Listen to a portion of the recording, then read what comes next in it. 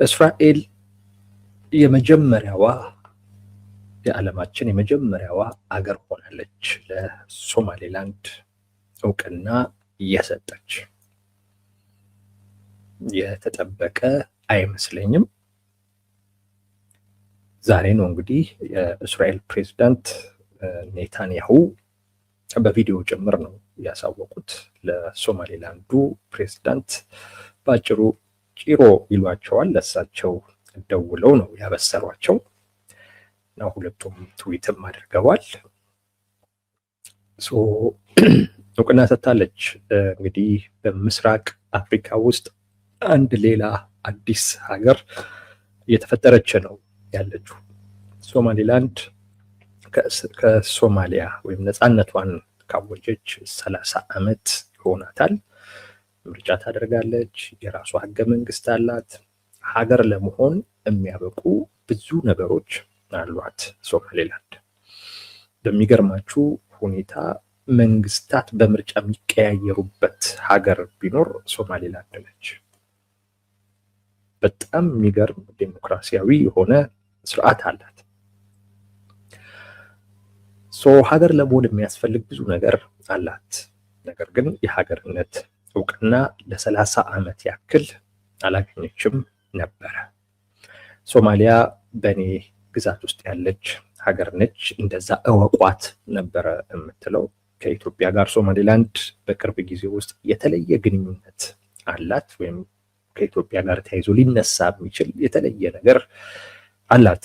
ኢትዮጵያ ለሶማሌላንድ የሀገርነት እውቅና ልትሰጥ፣ ሶማሌላንድ ደግሞ ለወደብ አገልግሎት የሚውል ለወታደራዊ ወይም ወታደር ማስፈር የምንችልበትንም አስተማማኝ የሆነ የባህር አክሰስ ለመስጠት ሜሞራንደም ኦፍ አንደርስታንዲንግ ተፈራርሞ ነበርና ከሱ ጋር ተያይዞ ሶማሊያ፣ ግብፅ፣ ኤርትራ ይህንን ለማሰናከል ብዙ ሲንቀሳቀሱ እንደነበር ይታወቃል። በመጨረሻም ቱርክ ላይ የአንካራ ዲክላሬሽን በሚባል ስምምነት ኢትዮጵያና ሶማሊያ ተፈራርመዋል። በዛም ኢትዮጵያ የሶማሊያን ሉዓላዊነት ልታከብር፣ ሶማሊያም ደግሞ ለኢትዮጵያ ለወደብ አገልግሎት የሚሆን የባህር አክሰስ ልትሰጥ መስማማታቸውን እናውቃለን። እና ከዚህ ጋር በተያያዘ ሶማሌላንድ እና ኢትዮጵያ ተያይዘው የሚነሱበት ነገር አለ።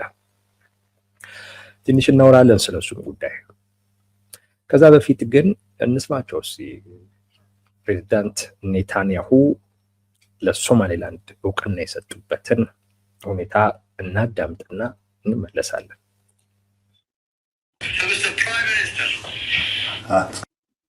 Mr. President. Mr. Prime Minister. It's good to talk to you. And before anything else, I want you to know that I'm signing now, as we speak, Israel's official recognition of Somaliland and its right of self-determination. Our friendship is seminal and historic. So I'm very, very happy and I'm very proud of this day, and I want to wish you and the people of Somaliland the very, very best there. I think this will be a great opportunity for expanding our partnership.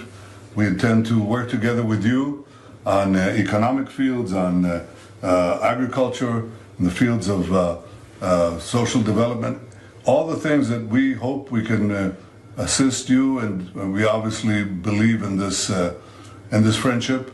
And I have to tell you that there is a lot of excitement here in Israel as well. So I want to use this opportunity, sir, to invite you to an official visit to Israel at your convenience. And I hope very much to see you here soon. This is a wonderful day. It's a historic day. And of course, I'll communicate to President Trump your willingness and desire to join the Abraham Accords. So thank you, Mr. President. Please convey my best regards and the best regards of the people of Israel to the independent people of Somaliland. Thank you, sir.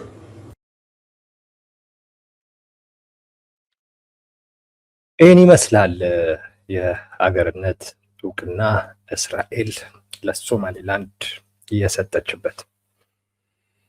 ሌሎች ይከተሉታል ተብሎ ይጠበቃል። ለምሳሌ አሜሪካ በተለይ ዶናልድ ትራምፕ ያ ፍላጎት እንዳላቸው ይታወቃል። እንግሊዝ ይሄ ፍላጎት እንዳላቸው ይታወቃል። ኢትዮጵያ ይሄ ፍላጎት እንዳላት ይታወቃል። ኢትዮጵያ ከበፊትም ጀምሮ ፍላጎት አላት። ነገር ግን የመጀመሪያዋ ሀገር የመሆን ፍላጎት ነው ያልነበራት እንጂ ሌላ ሀገር እውቅና ከሰጣት ኢትዮጵያ ተከትሎ የመስጠት ፍላጎት አላት። ቢያንስ ሶስተኛ የመሆን ፍላጎት የላትም። ሁለተኛ የመሆን ፍላጎት ግን በኢትዮጵያ በኩል የነበረ ነው። አይ ቲንክ አሁን ቀጥሏል አልቀጠለም እርግጠኛ አይደለንም፣ ግን እውቅና የመስጠት ፍላጎት እንዳለ እናውቃለን። እስራኤል አንዴ ከጀመረችው ነገሩ በደንብ እንደሚሄድ ማወቅ ይቻላል። የተስማሙበት ጉዳይ አለ። እንደሰማችሁት ሶማሌላንድ የአብርሃም አኮርድ የሚባለውን በአሜሪካ አሸማጋይነት በእስራኤልና በአረብ ሀገራቶች መካከል የተፈጠረ ስምምነት ነው። ብዙዎች ጆይን አላደረጉትም። በኢኮኖሚ ረገድ ለመተባበር፣ በንግድ ለመተባበር፣ በጸጥታ በደህንነት ጉዳይ ለመተባበር ነው እንግዲህ ይሄ አብርሃም አኮርድ የሚባለው ስምምነት። ዩኤኢ ይህንን ተቀብላ ከእስራኤል ጋር በእነዚህ ጉዳዮች ላይ በትብብር የምትሰራ ሀገር ነች። ባህሬን አለች፣ ሞሮኮ አለች። እንግዲህ አሁን ሶማሌላንድ ሌላኛዋ ሀገር ሆናለች። በነገራችን ላይ ከ2020 በኋላ 2020 ላይ ነው አብርሃም አኮርድ የተፈረመው። ከ2020 በኋላ ለመጀመሪያ ጊዜ ይህንን ስምምነት ወይንም ይህንን አኮርድ የተቀበለች የመጀመሪያዋ ሀገር ያደርጋታል ሶማሌላንድን ማለት ነው።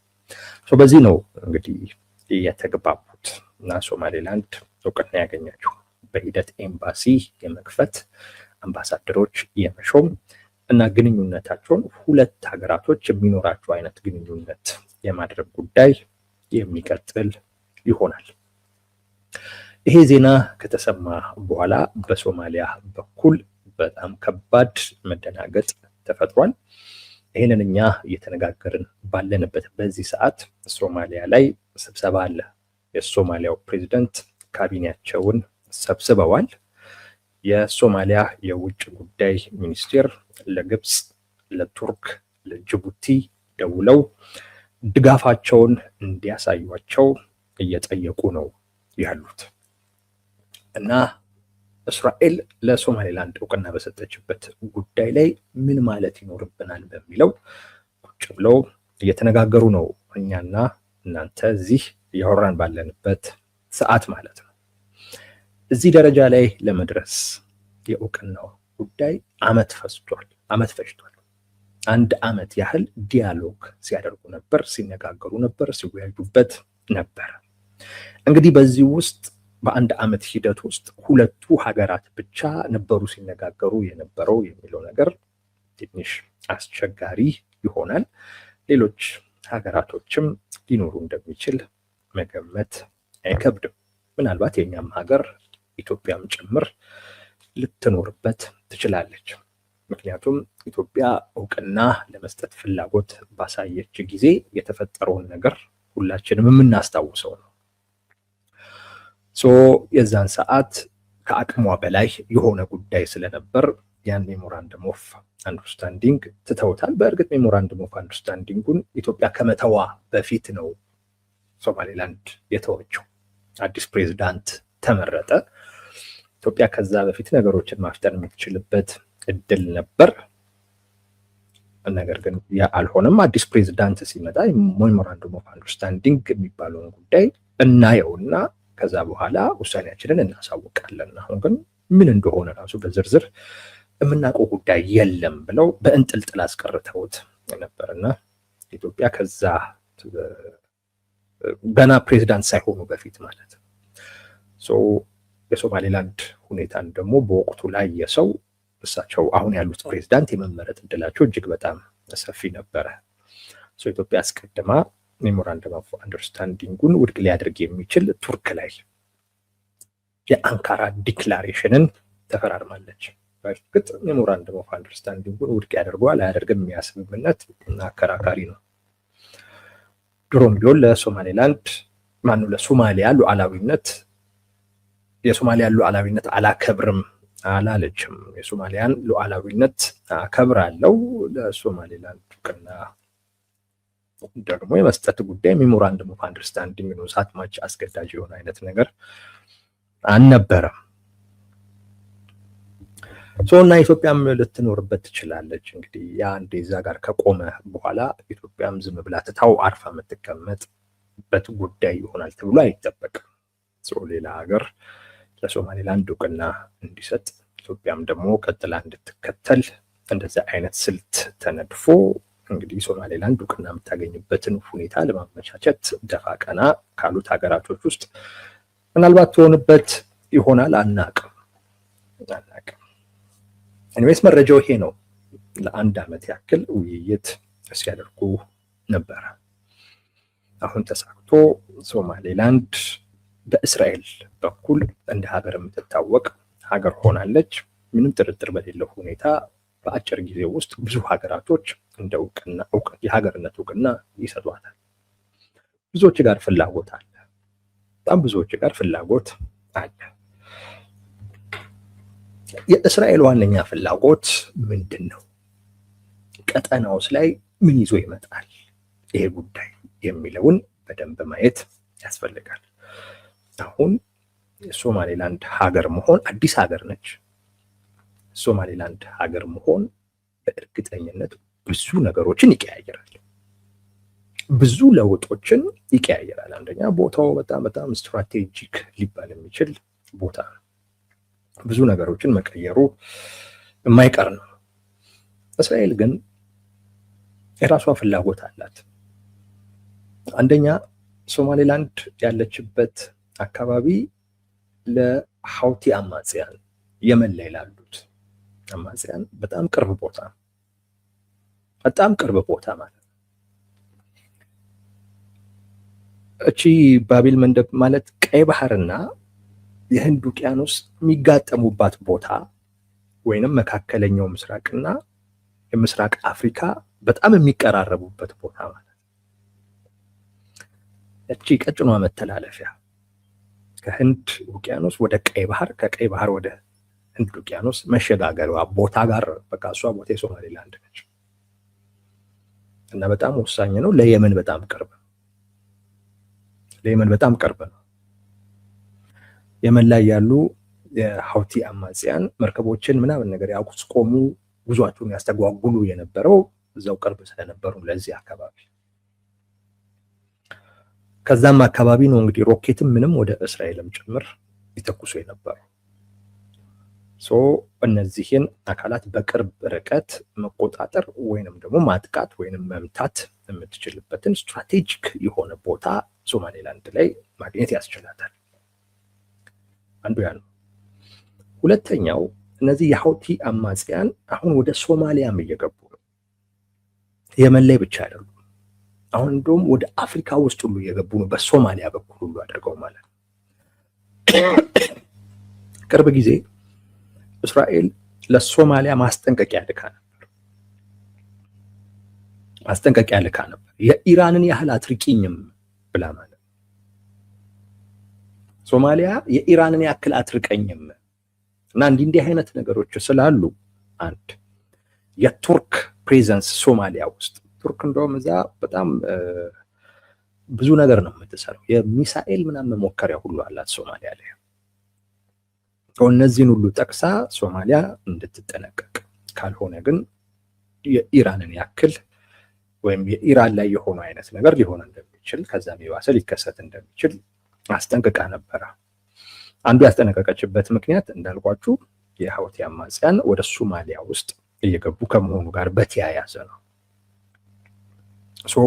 የመንም ላይ ሶማሊያም ላይ ያለውን የሐውቲ ቡድን እስራኤል ሶማሌላንድ ላይ ሆና መቆጣጠር የምትችልበት፣ መምታት የምትችልበት፣ ማጥቃት የምትችልበትን እድል ይሰጣታል። ይህ አንዱ ጉዳይ ነው። ሌላኛው ይሄ ባቤል መንደብ የሚባለው ቦታም ላይ በጣም ወሳኝ የሆነ ስፍራ ነው። እዛ ላይ ትልቅ የሆነ ተጽዕኖ ያላት ሀገር የመሆን እድል ይኖራታል። በእርግጠኝነት እስራኤል ሶማሌላንድ ላይ ወታደራዊ ቤዝ ይኖራታል። ባህሩ አካባቢ ላይ ወታደራዊ ቤዝ ይኖራታል፣ ውቅያኖሱ ላይ ማለት ነው። እዛ ጋር ወታደራዊ ቤዝ አላት ማለት ያቺን አካባቢ መቆጣጠር የምትችልበት ትልቅ አቅም አላት። እሱ ደግሞ ግብፅ ላይ ተጽዕኖ መፍጠር ያስችላታል። እና እስራኤል ከዛ መጣ ምስራቅ አፍሪካ ላይ ትልቅ ተጽዕኖ ያላት ሀገር የምትሆንበትን እድል ይፈጥራል።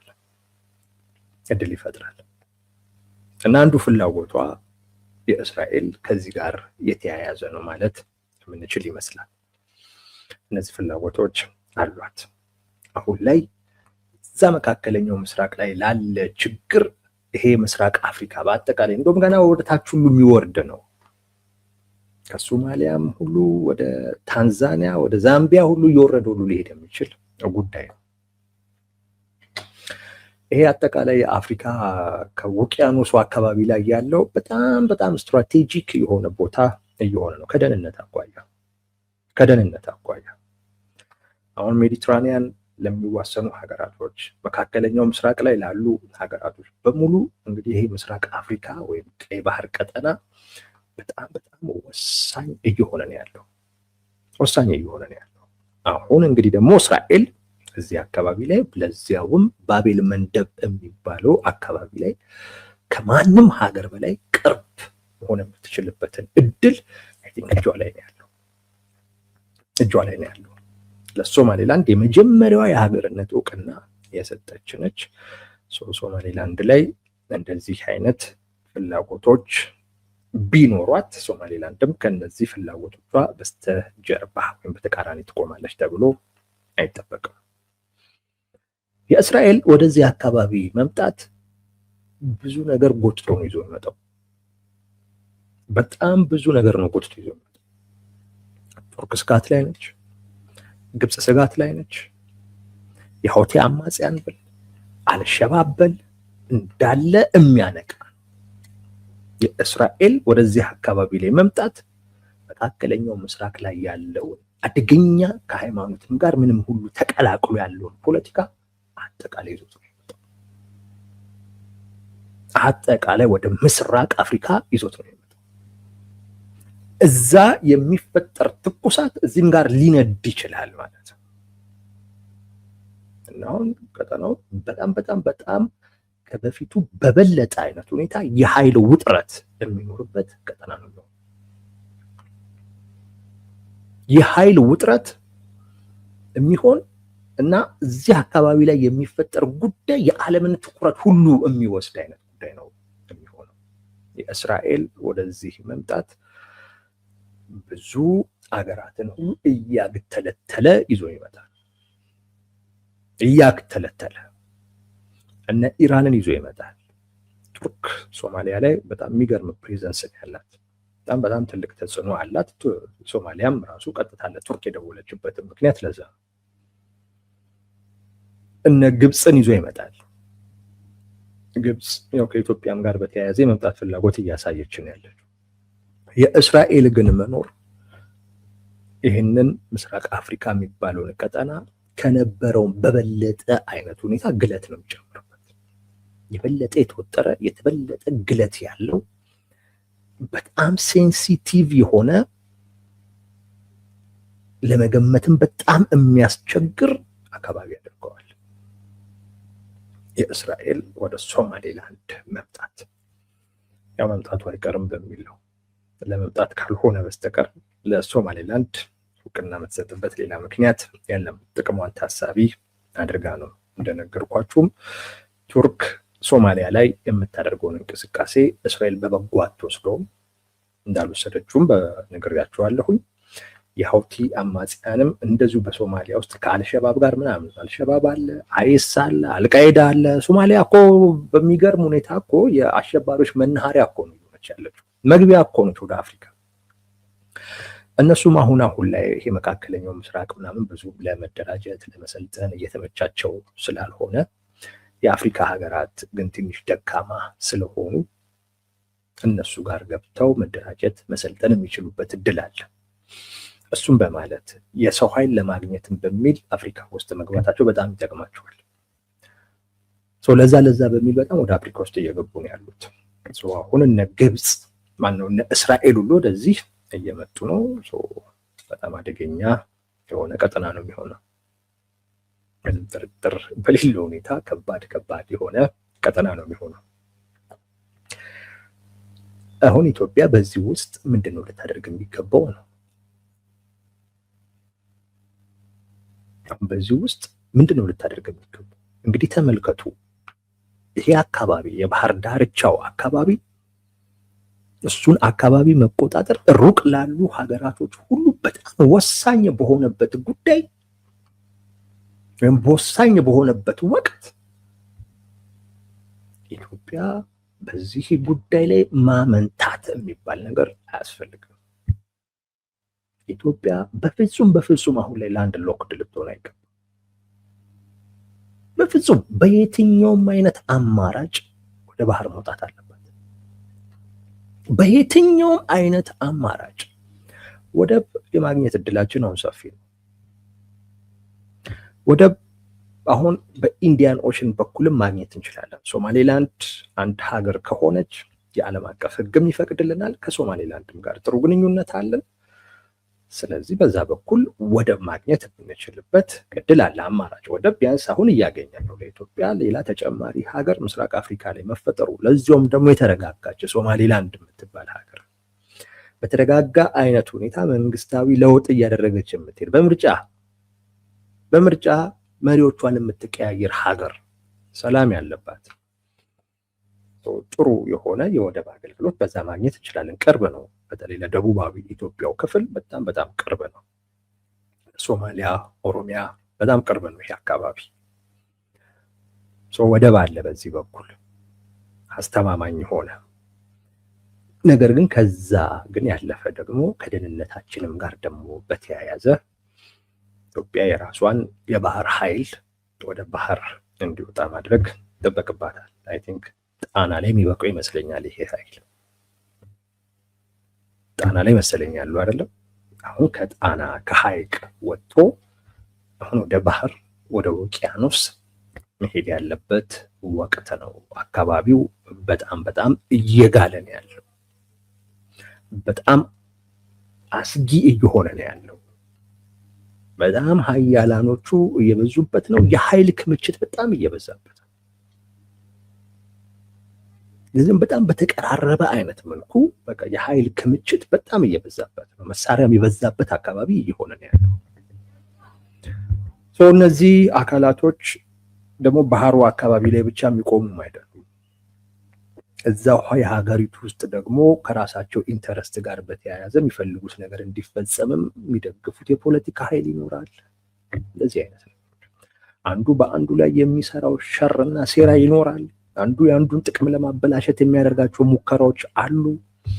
እነዚህ ነገሮች ደግሞ አካባቢው ላይ ያሉ ሀገራቶችን በሙሉ የሚያምስ በሙሉ እስራኤል ስትመጣ አብሮ የሃይማኖት ጉዳይ ነው የሚመጣው። የሃይማኖት ጉዳይ ለኢትዮጵያ እጅግ በጣም አስጊ ጉዳይ ነው። በጣም አስጊ ጉዳይ ነው። የእስራኤል መምጣት ሃይማኖት ሁሉ ነው ይዞ የሚመጣው። ያ ደግሞ ለኢትዮጵያ በጣም ከባድ ነው። ስለዚህ በዚህን ወቅት ላይ ባህር ወይ ቀይ ባህር ፖለቲካ ላይ ተገሎ መቀመጥ ወይም ደግሞ ከዛ ውጪ መሆን ለኢትዮጵያ በእጅጉ የሚጎዳ ነው። ስለዚህ እንዴትም ተብሎ ወደ ባህር መውጣት የሚቻልበትን እድል መፍጠር ያስፈልጋል። ሶማሌላንድ አንድ አማራጭ ልትሆን ትችላለች። ከሶማሌላንድ ጋር የተፈራረመው ሜሞራንደም ኦፍ አንደርስታንዲንግ ነበር። አይ ቲንክ አሁን እሱ ነገር ይቀጥላል አይቀጥልም አላቅም። በፊት ላይ ለሶማሌላንድ እውቅና እንሰጣለን ብለን የተፈራረምነው ፊርማ ነው። አሁን ሶማሌላንድ እውቅና የማግኘት ችግር የሚኖርባት አይመስለኝም። አሁን እስራኤል እውቅና ሰጣታለች። በእርግጠኝነት አሜሪካ ትከተላለች፣ እነ እንግሊዝ ይሰጧታል። የነዚህ አጋር አካላቶች በሙሉ በቃ እነዚህ ከሰጡም በቂ ነው ማለትም ይቻላል። ያን ያክል አሁን የእውቅና ጥማትና ረሃብ የለባትም ሶማሌላንድ። ስለዚህ እውቅና በመስጠት እንቀበለው የነበረውን ነገር አሁን ማግኘት የምንችልበት እድል አለ የለም አላቅም። ሊኖር ይችላል ብዬ ግን እገምታለሁ። ቅድም እንደነገርኳችሁ 1 ዓመት የፈጀ ሂደት ነው ወይም ደግሞ ውይይት ነው ሲደረግ የነበረው። በዚህ ውስጥ የኢትዮጵያ ሚና አልነበረም ወይ የሚለው ያጠራጥረኛል። ሶማሌላንድ ሀገር መሆኗ ለኢትዮጵያ በእጅጉ ይጠቅማል፣ በጣም በእጅጉ ይጠቅማል። ኢትዮጵያ መረጃ አይኖራትም ተብሎ አይጠበቅም። ፕሬዚዳንቱም እኮ ኢትዮጵያ ውስጥ ሁሉ እኮ ሲመጡ እኮ ነበር፣ ከጠቅላይ ሚኒስቴሩ ጋር ተነጋግረዋል። እንግዲህ እንደ አንድ ስቴት የምታያት ማለት ነው ሶማሊያ። ጠቅላይ ሚኒስቴሩ ግን አስጠርተው ሲያናግሯቸው ነበር። የኢትዮጵያ ውጭ ጉዳይ ሚኒስቴር ወደ እስራኤል ሲሄድ ነበር። ከእስራኤሉ የውጭ ጉዳይ ሚኒስቴር ጋር በጣም ጥሩ ግንኙነት ነበራቸው። ተመሳሳይ ስም ሁሉ ያላቸው ጌዲዮን ነው የሚባሉት እና ጥሩ የሆነ መቀራረብ ሁሉ አላቸው። እነዚህን ነገሮች ስናይ ኢትዮጵያ መረጃ አልነበራትም፣ በዛ ውስጥም ተሳትፎ አልነበራትም ለማለት እቸገራለሁ። ተሳትፎ ደግሞ ከነበራት ሶማሌላንድም እውቅናን በእንደዚህ አይነት መልኩ እንድታገኝ ኢትዮጵያ ረድታ ከነበረ ቲንክ በሜሞራንደም ኦፍ አንደርስታንዲንግ ላይ ኢትዮጵያ የተስማማችውን ነገር የማግኘት እድልም ይኖራታል። ቢያንስ እሱን ጥቅም አስጠብቃ ነው ሶማሌላንድ አሁን በሆነ አይነት መልኩ እውቅና እንድታገኝ ሁኔታዎችን ያመቻቸችው። ምንም ድርሻ ካልነበራት አናቅም። እንግዲህ በሌላ አይነት መንገድ ሌላ የምትሰጠው ነገር ኖሮ በሜሞራንደም ኦፍ አንደርስታንዲንግ ላይ ልናገኝ የነበረውን ነገር ማግኘት ከቻልንም አናቅም። ግን አሁን እድሉ አለ። አሁን ኢትዮጵያን የሚከለክላት የለም። ለሶማሌላንድ እውቅና መስጠት ትችላለች። ያን ያክል ኢትዮጵያ ለሚያስጮህ ነገር አይሆንም። ከሶማሌላንድ ጋር መስማማት፣ መነጋገር፣ መደራደር ትችላለች። ሰጥቶ መቀበል እንደዚህ ትችላለች። አሁን ላይ ሶማሊያ ደስተኛ ባትሆንም ግን የበፊቱ አይነት ቁጣ ግን በኢትዮጵያ ላይ ሊኖራት አይችልም። አሁን ኢትዮጵያ ሰጠችም አልሰጠችም ያን ያክል ብዙም የሚያስጩ አይሆንም። ሌሎቹ በጣም ሀያላን የሆኑ አገራቶች መስጠታቸው ስለማይቀር የሚሰጡትም ከራሳቸው ጥቅም አኳያ ነው። ሶማሌላንድ ያለችበት አካባቢ በጣም በጣም ወሳኝ አካባቢ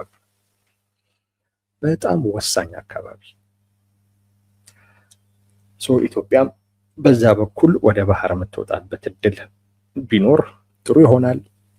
ምናልባት ከእስራኤልም ጋር ደግሞ ጥሩ ግንኙነት ካላት እዚህ አካባቢ ላይ የእስራኤልን ጥቅም ማስጠበቅ የምትችልበትን እድልም ማግኘት ትችላለች። በእስራኤል በኩል አይታወቅም። ኢትዮጵያ ብቻ አዲስ የሆነ ኦፖርቹኒቲ አሁን ተፈጥሮላታል።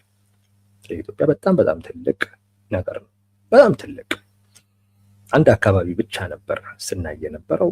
እሱንም ደግሞ የህልውና ጉዳይ ብቻ ሆኖብን ነበር። አሁን ትንሽ ኡፋይ ማለት የምንችልበት ኦፖርቹኒቲ እጃችን ላይ ተፈጥሯል። አንተወውም ግን ጊዜ ልንሰጥ እንችላለን።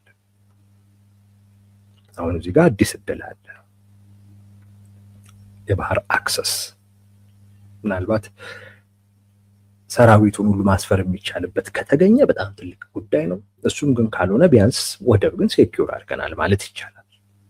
ወደብ ማግኘት የምንችልበት እድል ተፈጥሯል። ጅቡቲ ብቻ አሁን የኢትዮጵያ መግቢያና መውጫ አትሆንም። በዚህም በኩል እድል አለ፣ በዚሁም አስተማማኝ የሆነ ማለት ነው። ይኸው ነው። ለኢትዮጵያ በጣም ትልቅ እድል ነው። ግን ደግሞ እንዳልኳችሁም የእስራኤል እውቅና መስጠት እና ወደዚህ አካባቢ የመምጣት ፍላጎት ግን እያግተለተለ ይዞት የሚመጣው ብዙ ነገር አለ። ከሃይማኖት ጋር ከፖለቲካ ጋር የተያያዘ ብዙ ነገር ወደዚህ አካባቢ ተግተልትሎ ነው የሚመጣው። አሁን ቀጠናው ላይ ብቁ ሆኖ መገኘት አማራጭ የሌለው ጉዳይ ነው። የውስጥን ችግር በተቻለ መጠን መፍታት አማራጭ የሌለው ጉዳይ ነው። አማራጭ የለውም። ምክንያቱም ብዙ ኃይል ነው ያለው። አሁን ውስጥ ላይ የሚደረጉ እንቅስቃሴዎች ወይንም ታጣቂዎችም የሆነ ድጋፍ ማግኘት የሚችሉበትም እድል ሰፊ ነው የሚሆነው።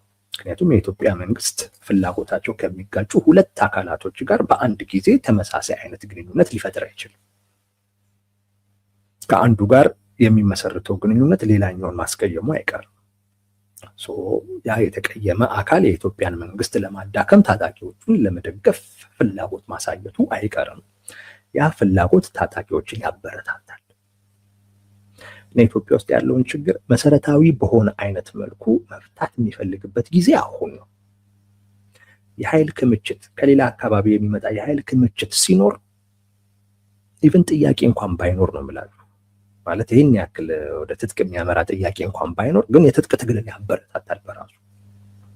ምክንያቱም ይረዳል፣ የሚያግዝ እንዳለ ስታቅ ለምን አላደርጎም ትላለህ፣ ለምን ወደዚህ ትግል ውስጥ አልገባም ትላለህ። የስልጣን ፍላጎትን በዚህ አይነት መንገድ ማግኘት ማሳካት የምትችልበት እድል ሁሉ ይታያል።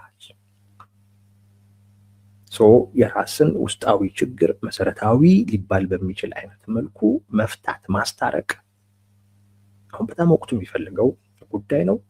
አቅምን በጣም ማጠናከር ወቅቱ የሚፈልገው ጉዳይ ነው።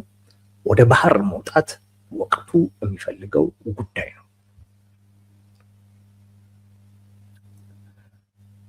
እነዚህ ነገሮች ማድረግ አስፈላጊ ነው። የራስን ችግር መፍታት፣ የመከላከል የማጥቃት አቅምንም ጭምር ማሳደግ፣ እንደዚሁ የባህር በር ኢትዮጵያ አስተማማኝ የሆነ የባህር አክሰስ ልታገኝ የምትችልበትን እድል መፍጠር አማራጭ የሌለው ጉዳይ ነው እንጂ በእስራኤል፣ በግብፅ፣ በቱርክ፣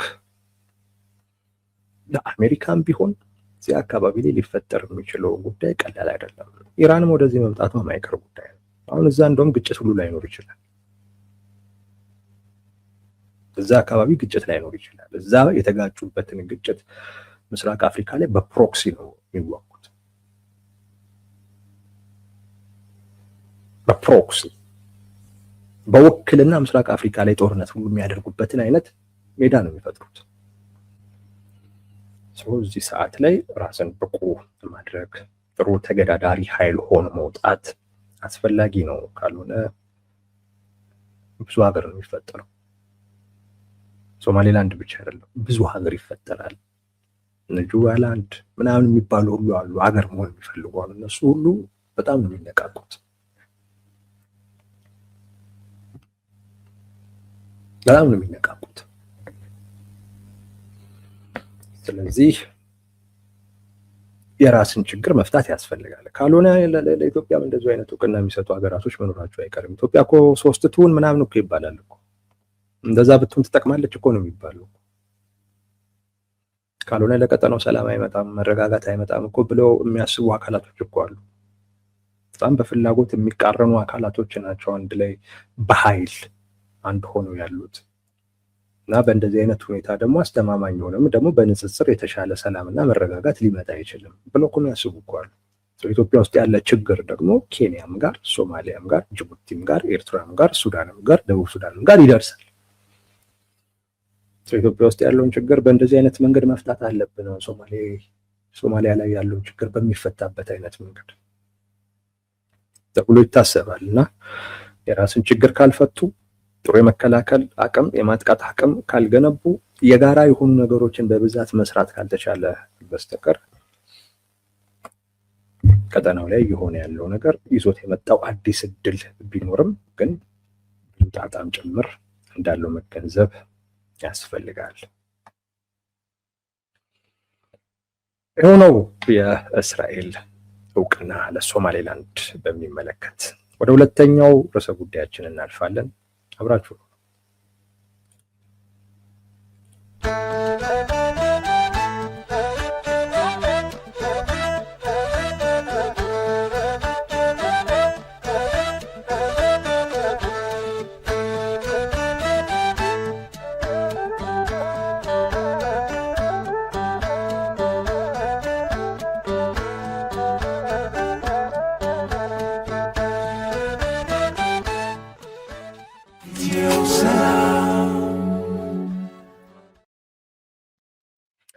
ተመልሰናል። ተመልካቾቻችን አብራችሁን ስላላችሁ ከልብ እናመሰግናለን።